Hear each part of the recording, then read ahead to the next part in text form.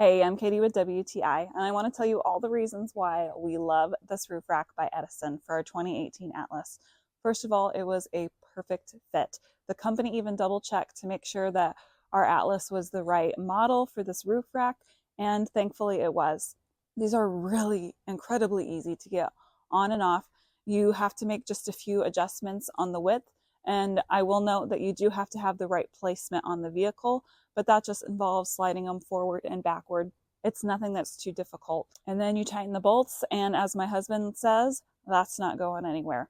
We really found that it doesn't go anywhere. There's no road noise from these, no hum from the wind hitting over them. We even took them through the car wash, and we've got a really intense car wash in our town, and not a scratch, not a budge. My husband was right, it's not going anywhere. It only adds about 4 inches to the height of your vehicle, so pulling in and out of the garage, we don't have any worries about hitting the garage door or going under anything that's low clearance. They come with a key to make sure no one else can easily take them off, just you. And overall, we have been so happy with these, but that's just our point of view.